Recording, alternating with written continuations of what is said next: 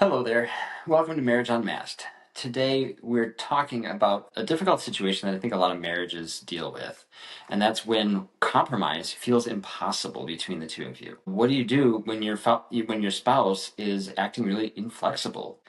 And it's not just that they're being stubborn. There's something deeper going on, and that's what we really want to explore. What is deeper? What is going on underneath the surface behind the stubbornness that you're seeing? So I was just recently talking through this with a client of mine. She is in a painful season of her marriage, and she also just lost her cat on top of that. A cat she's had for a while and really loved. And she was grieving, and now she's ready for another cat. And so she brought it up to her husband and asked him if they could get another cat. And he said, absolutely not. And she was kind of taken aback by that because they'd had a cat now for over 20 years. And she's confused why all of a sudden now he doesn't want one. And he was saying like, well, I'm allergic to cats. And she was like, well, we've had a cat for 20 years. Like, why does it matter now?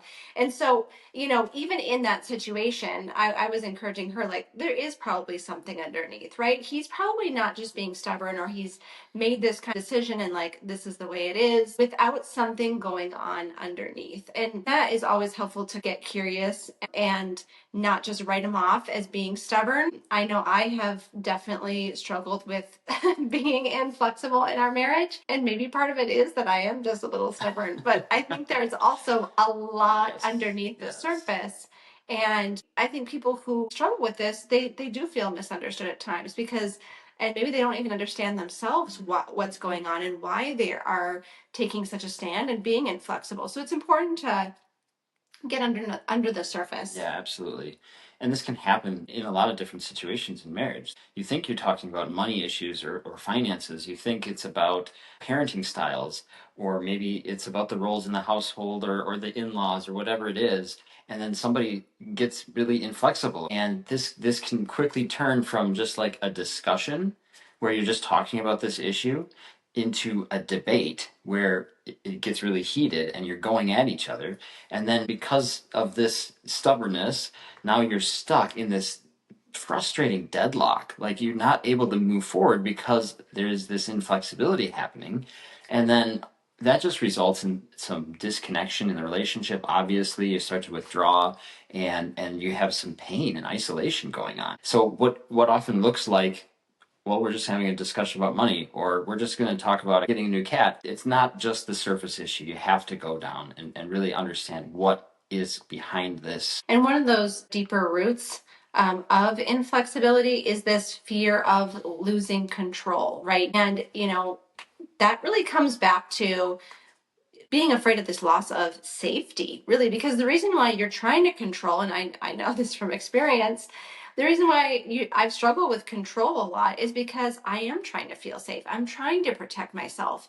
And the thought of not being able to control something, it's scary because it feels like you might not be okay. That might sound like, in regards to finances, if I give in about finances, what if we go broke? That fear of losing control and what could happen, that could be one of the reasons why the inflexibility is there.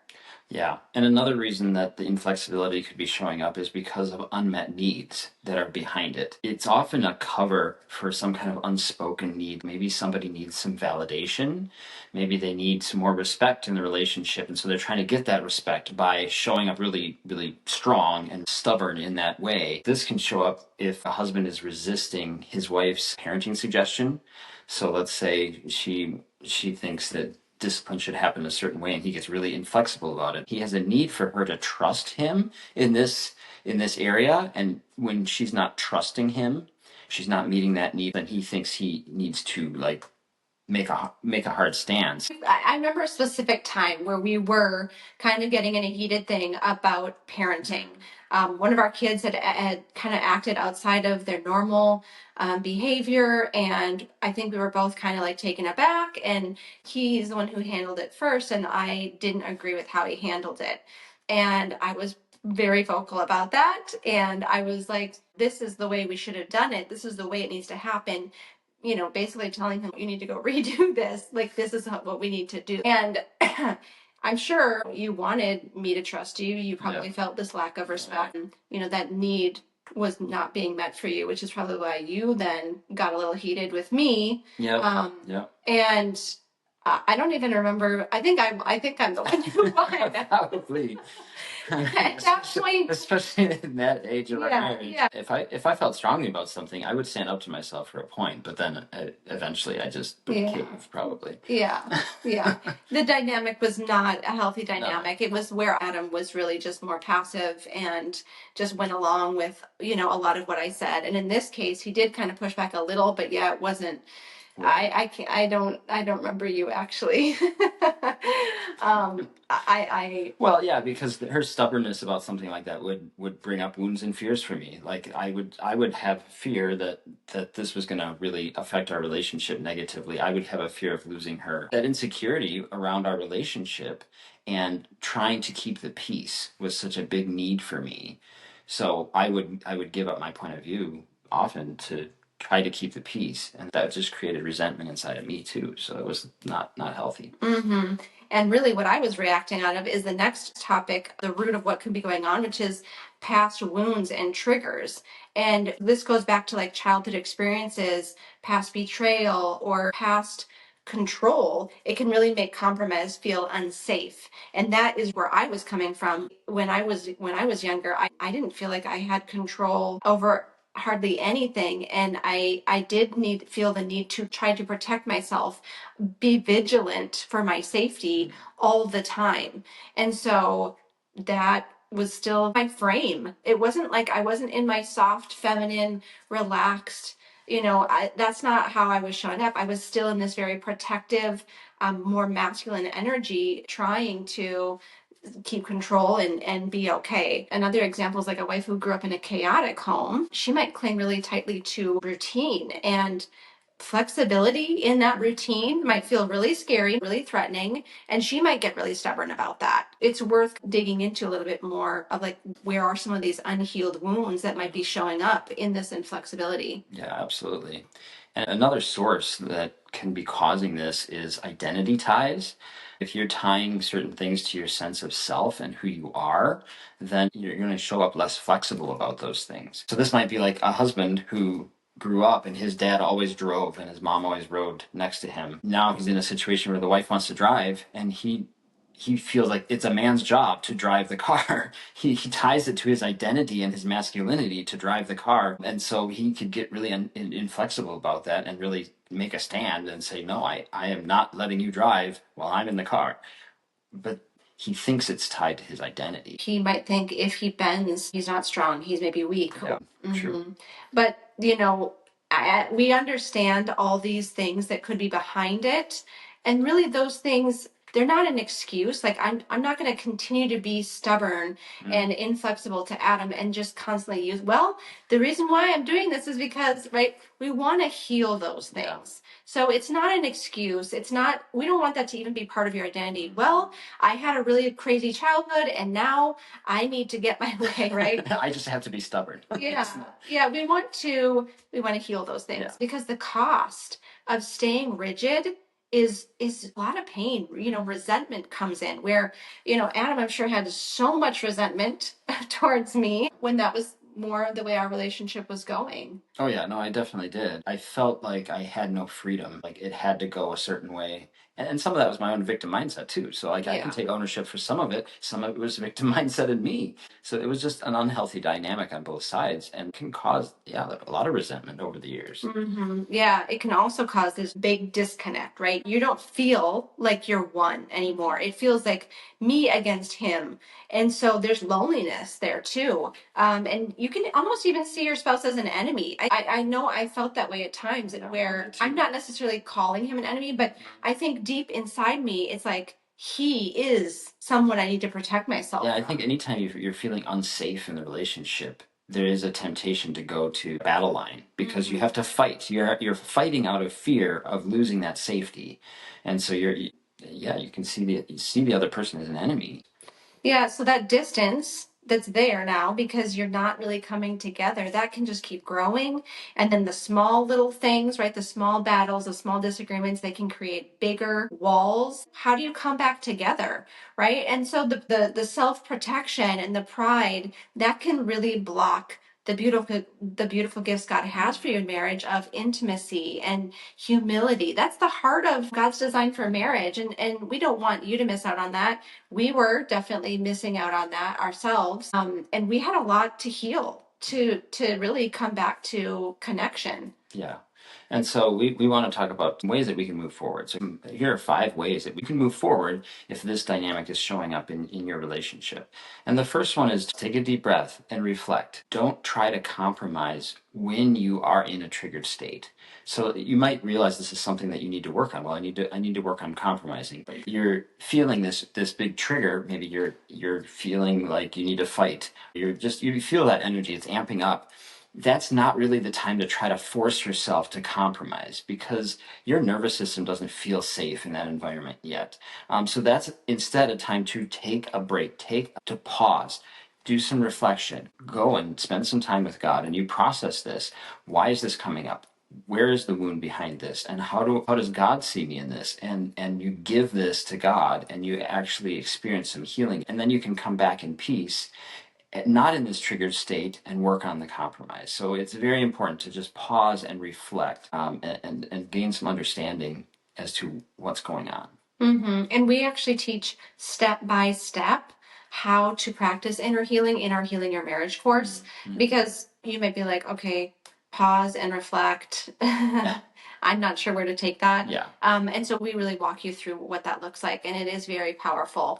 Another way to move forward is to listen for what's underneath the words, right? They're saying something, and we've kind of been talking about like what could be underneath. So actively listen for what could be going on underneath, and you can even ask questions like, what are you feeling, right? Let's get to like some of the emotion that they might be feeling. That could help in starting to understand what's going on deeper, or even asking like, what's underneath the strong stance that you're taking, right? Like I'd like to understand. And you're really coming at it with an energy of curiosity, and not, I think sometimes you can come across like condescending or kind of like a parent, like, well, what are you feeling, right? Like you want to genuinely be curious. So you're always checking your energy, like, am I okay to ask questions? Because I could be asking this question in a mothering tone, or in a just something that doesn't help them feel safe to answer openly. Yeah.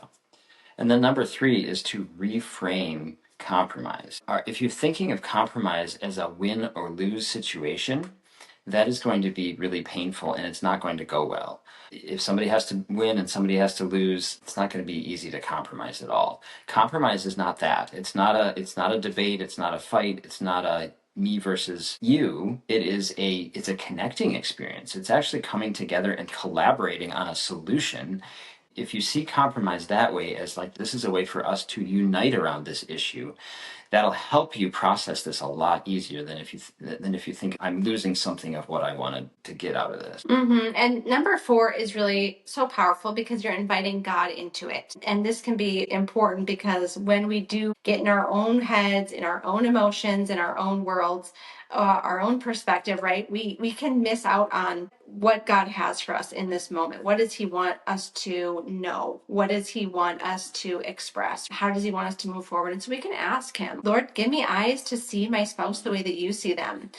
Give me wisdom. I need to know, what do I do next? When we're in heated things, sometimes I'm just like, okay, I'm not going to open my mouth, God. I need you to help me. What should I do next? And I'm just like silently asking Him that. Please, Holy Spirit, give me some wisdom here. It's very powerful and helpful. Because I am about to, Yeah, I've been there too. And then the 5th one is to really practice flexibility in the little things first. It can be hard to compromise on something really big that's been an issue for years and years. And all of a sudden now we're going to try to force compromise there. Don't start out with the really big things that are hard. Start out getting little wins in smaller areas. So maybe you're going to compromise on something as simple as like, where are we going to go out to eat? What are we going to watch on TV? Very little things like that, but where you can practice collaborating, practice coming together and compromising instead of staying stuck in inflexibility. That's powerful because those baby steps get you forward in growing in this area. And some other helpful questions just to ask to help you understand what else could be going on. One is, can you help me understand why this feels so important to you, or why you feel so strongly about this? Another one is, what's the fear if things don't go your way? Like, what are you afraid of if things don't go the way that you want them to go? And another good question to ask is, what would it look like if we both got a little bit of what we wanted out of this situation? What does compromise look like for us here? And if this is like a big issue, maybe you're like Adam and I used to be, where it was happening frequently, and so then the disconnect is happening frequently, right? The seeing your spouse is kind of like your enemy is happening frequently, and you're just not in that connected, intimate place, feeling safe with each other. This can be really hard to navigate alone, because you feel like you're just in this cycle where you're maybe trying to heal the hurts that happen, but then there's another one coming, right? And then it's another wave of it, and you can start to feel like you're just drowning in pain and disconnect. This is exactly why we have our communities. Refined is for husbands and Restored is for wives, because you don't have to walk through this alone. And it is so helpful to have somebody who's from the outside kind of looking in and can give you a fresh perspective, can give you guidance on how to move forward, how to heal. These things are really valuable. And this is what we do every week. I coach with the wives in there, and they can bring anything to me. And I walk them through that. I coach them through it. And it's very powerful. Yeah. And I do that with Refined as well. We do that in our Slack community. We do that with our calls as well, where we can walk through some of these things and get real with the situations that you're actually dealing with in your marriage. And that insight from other people is so helpful. I mean, that would have helped Cara and I when we were in the middle of this. It would have just been helpful to see it from another perspective and understand that there's some healing needed and to go after that. And even more so, it's giving you the tools, right? Giving you the tools to heal, giving you the tools to reconnect and learn how to communicate. And those are things that we offer in our Healing Your Marriage course and in our community. So so much incredible work being done there. And if you are needing that, it's so wise to get that support and that help, rather than just try to go it alone, and the pain just keeps coming. So we want you to enjoy all the goodness God has for you in your marriage, and we hope this episode was really helpful. Please rate and review it and share it if it was helpful, to pass it on and get the word out. We would appreciate that so much, and we will see you next week.